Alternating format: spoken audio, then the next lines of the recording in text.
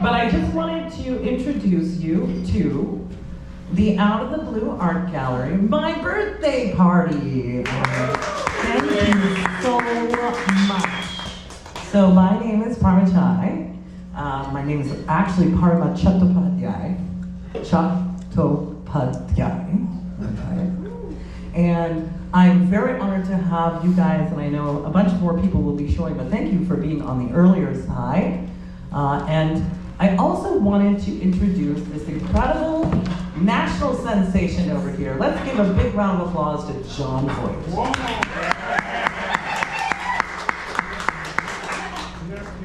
It is my greatest honor to perform with this gentleman. I usually get bored, and I've been able to play with some pretty phenomenal people in my life. And then I get lazy and drink too much and whatever. But then I get focused again, and I had seen John Voigt on many different occasions.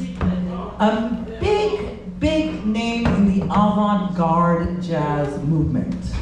So if you go online and you look at jazz heroes, you can find him. And I work cheap too. And so I had my eye on him, and I thought, wow, would he do this with me? And that's the big thing that's going on. I also wanted to introduce my beautiful friend, Sarah Madelon. Let's give a big round of applause.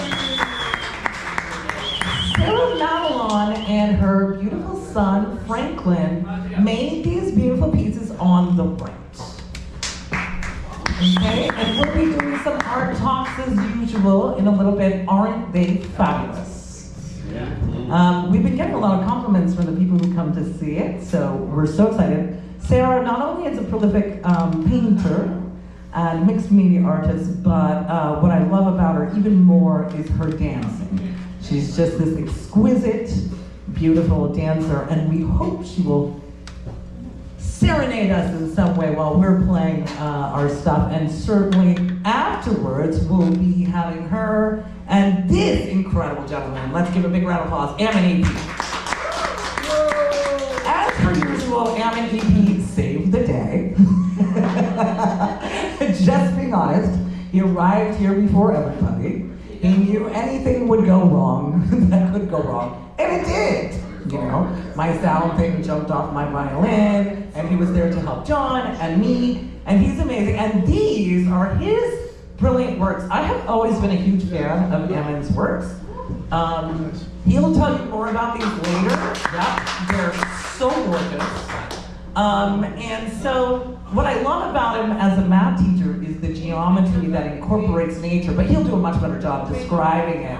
But bringing in the patterns of nature, if you see from rocks and sun and water, you'll be better at this, Hammond. I'm trying.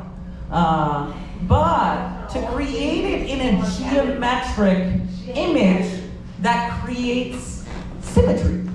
And so whenever I look at these beautiful pieces, it really gets me excited, particularly when I show my math students, because that's my paid job. Nobody pays the artist, obviously. My paid job is as a math and science teacher. And kids love this, my high school students, and they're just incredible. They make me at peace. Thank you. Thank you so much. And finally, let's give a big round of applause to Tony Porter, right over here. There we go. Tony has been an incredible friend over the years and has done some wonderful audio engineering for me, recording, and just is a flat-out incredible person. Thank you for being here. Yeah. All right, so costumes fun, dance is encouraged. I'd like to start off with a brief thing from Stormtroopers, because there's this idea of Star Wars here, and then we're going to jump into whatever. I even have a $1 mask for this. Oh gosh. All right. Pre-tariff discount. All right, let's see. The difficulty of this.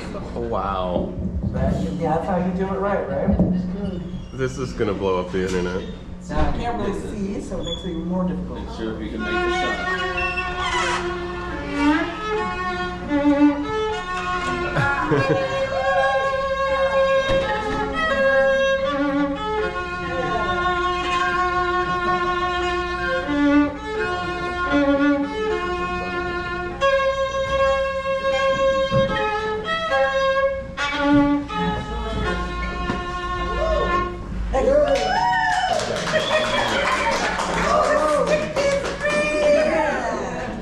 Fantastic. David Stickney is the gentleman, and then we'll begin. I can keep gabbing or we can start playing.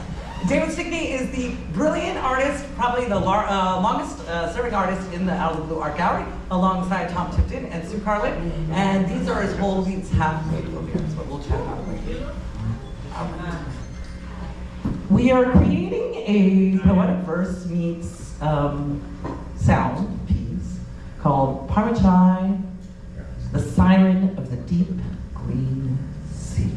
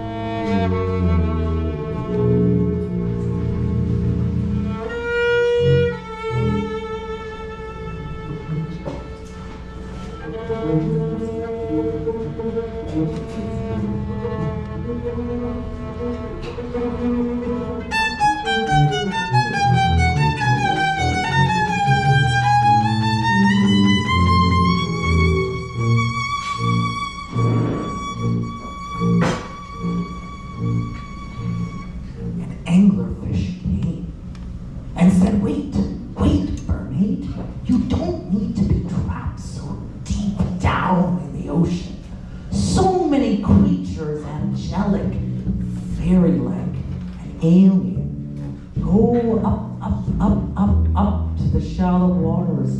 You will find fish, and you will find minnows, and you will find beluga whales and manatees that for some reason they said that soldiers mistook manatees as mermaids. How is that very possible?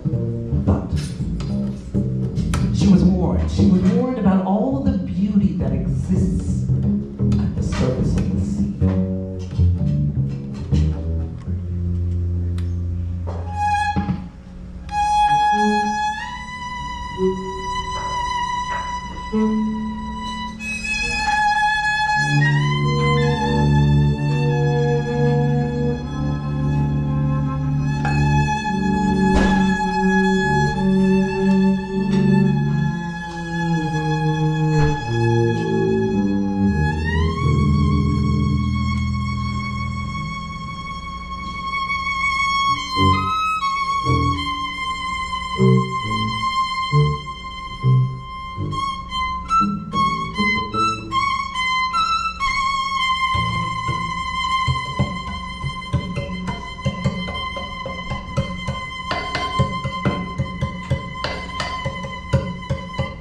So she heard these beautiful clams that you hear right now, and they ushered to her that they could be cast in exiles wherever.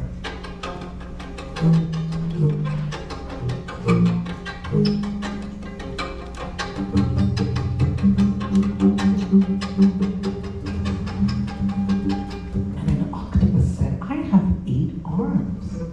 I can place you in 8 different tangents in the ocean, where you can find all sorts of incredible populations, and they are playing all types of music from all around the world.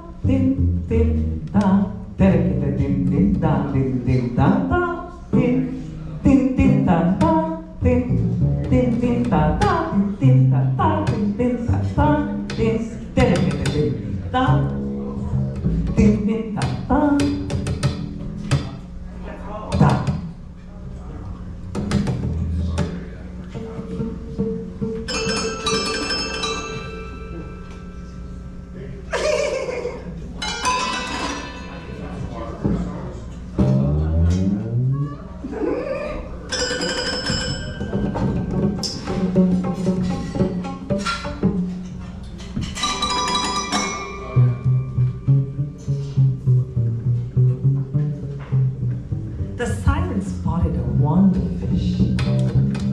She shrieked and shimmered all types of ways, and the silver hues of her hair glistened by morning sun.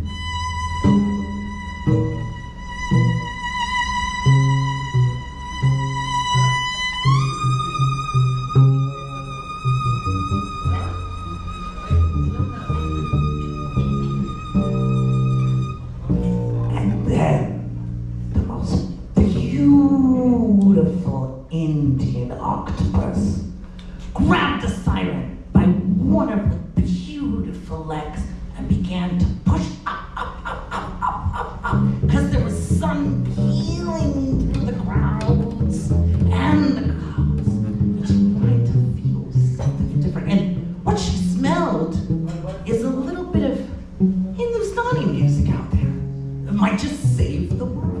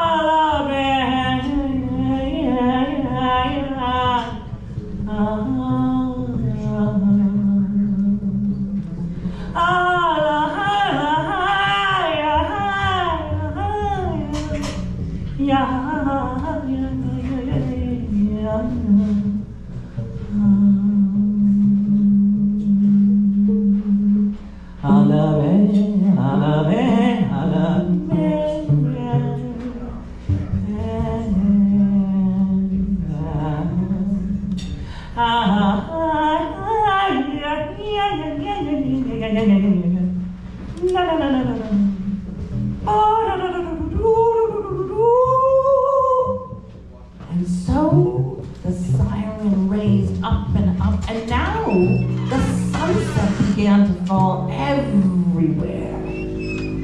Everywhere, it catapulted in cosmic, seismic, geometric patterns across the sky. Nobody knew what to do. There was something melancholic yet absolutely gorgeous about the situation.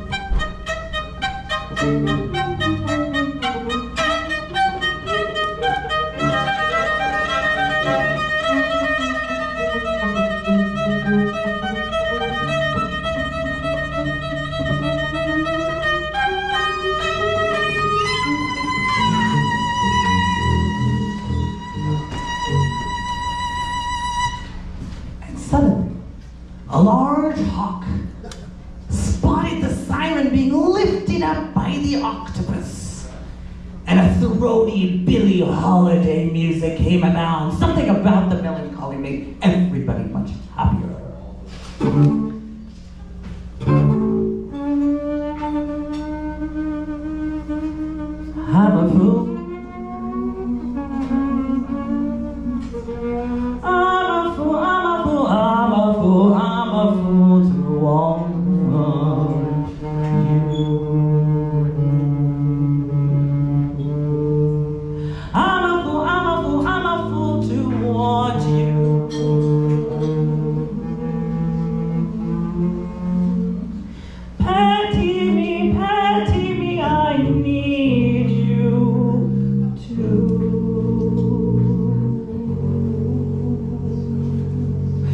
but you forget me, but you don't remember me, but you don't feel for me, though I'm Billie Holiday.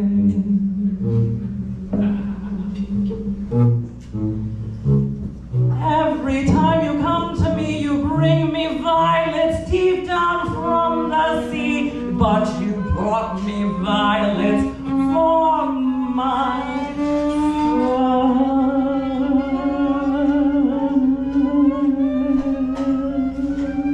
And not just any kind of furs. You bring me fox furs, you bring me rabbit furs, you bring me all types of furs, and I don't even want them. Stop the animal abuse. And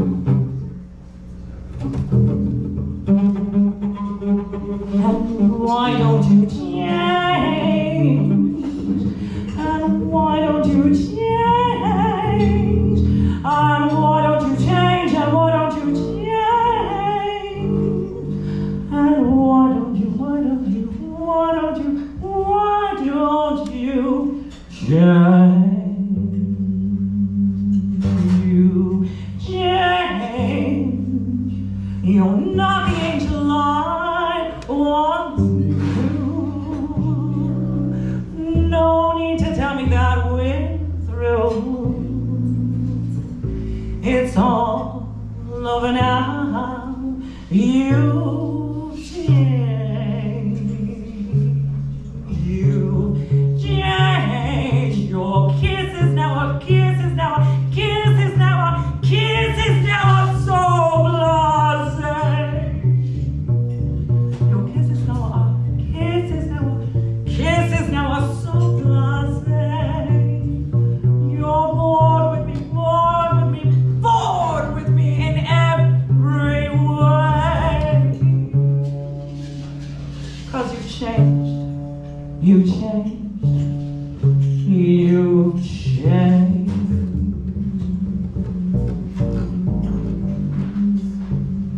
It was at that very moment of time that the stork said, wait a second, all of this melancholy is being so brooding. I can't stand it anymore. I'm lifting all of you guys higher and higher and higher into the universe with all the scintillating stars and comets. There's something positive up there. I'm telling you, you'll love it. You'll just love it. And it's called some film music from Nebraska.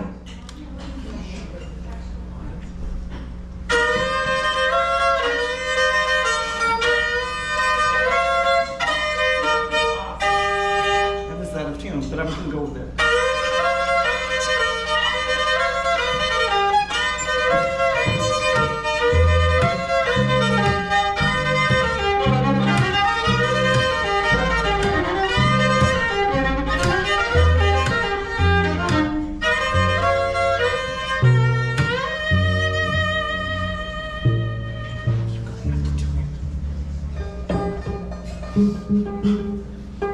You're fine. I know what you're doing. I'll just tune around.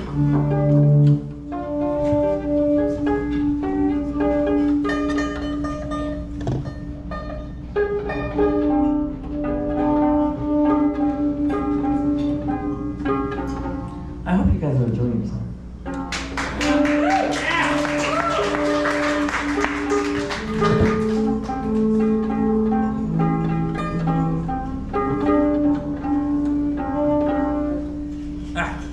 Here we go.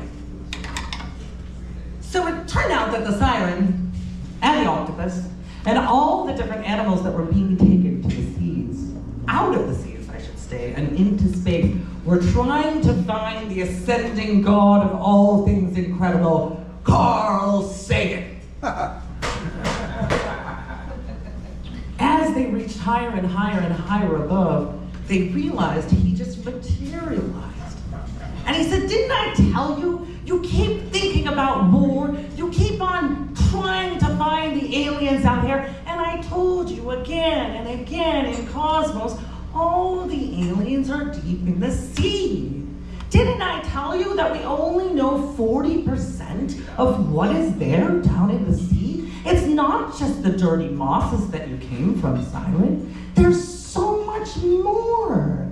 I tell you, come up to the deepest creatures of the sea and dance with them, fiddle style.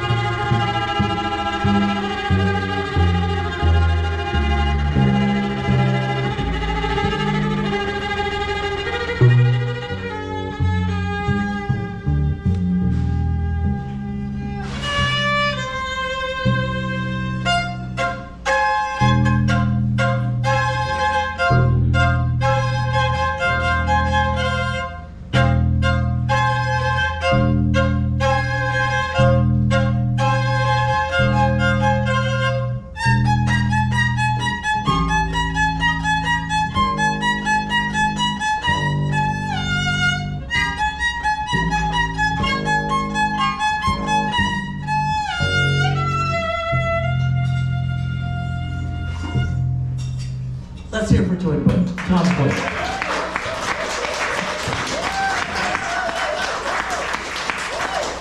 I am so thrilled that I have been able to play with this great.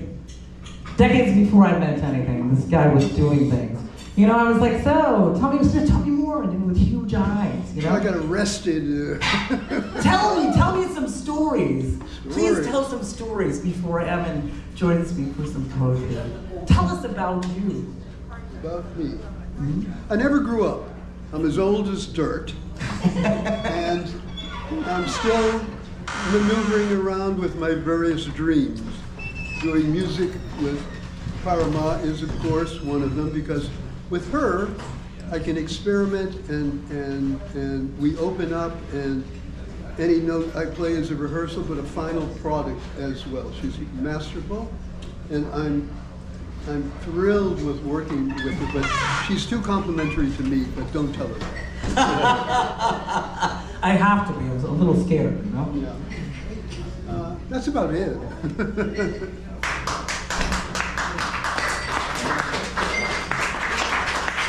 Yeah. Thank you. John Voigt. A pleasure playing for you and for Parma. You know, little names that he's been able to play the bass with, you know, little names like Allen Ginsberg, imagine. Yes! All right, so I'll tell you a story. Here we go, thank you. So, naturally I've had problems with women being an old jazz bass player, but luckily I've found the perfect wife, there she sits, so I don't do that anymore. But when I was doing it, I wound up living with a woman who was not a lover, so we stayed together, and she was Lawrence Ferlin Getty's Boston area lover. So, okay. Now, if Ferlin Getty, he's recently died at 101, but if Ferlin Getty doesn't mean anything to you, he was the first publisher. Coney Island of the Mind is his hit poetry. City Lights Books, which is still very much in reality. Published Howl by Allen Ginsberg, opening up all the censorship laws and opening up the confines that poets had And Ferlinghetti was there with all of it. So, yeah, he's a monster. So I wake up one morning, and Helen and I weren't lovers. As I say, that's why we stayed there. And it was great. And I walk into the kitchen, and there is Lawrence Ferlinghetti. Swear to God this is true. Well, this guy looks a little bit like Ferlinghetti in the back. And you come back to haunt me? That's great. Yeah, you, it's cool. Yay, Lawrence. Okay.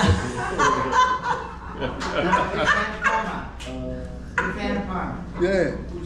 So, Ferlinghetti looks up, covers his private parts with a newspaper that he was reading, and not knowing who I was, but I'm thinking, great, he's with this woman who's his lover. I could be her husband. I could shoot him. I could anything. And he treated me so casually. So I could have been anything. And he just smoothed me down. And it was a pleasure talking. At the time, I was a librarian at Berklee College of Music, and I had to present stars for $75. That's all they gave me to hire them, to read, to do things in the library. And I went, hey, are you doing anything on Tuesday night? Could you come over to the library and do a poetry presentation? So I got him, and he came, which made the faculty want to kill me. How'd you get Lawrence Ferlinghetti? But the guy is absolutely magnificent. You told me to talk. The guy's the students are there, and they're far away, they're little scurry. Say, what is this? It's not me, and I'm doing a bad imitation. What is this? You guys can do this too when you're presenting. Come here, we're all in this together. I'm learning from you, we're all enjoying each other, come here. And then he demonstrated, Bob Dylan got his voice from me. And then, of course. And then he sang, and guess what? He sounded like Bob Dylan. And the kids were amazed. And now, this is one of the ranking beat poets, and probably a major figure in the history of American poetry and all of that. And there's little old me, and I go, wow. So that was great. So that's one of my many, they're called war stories. Musicians tell them on the breaks. I'll tell you when I did a gig with Lawrence Ferlinghetti. Oh, yeah, wow. Who's he? Like that. So thank you for all of that.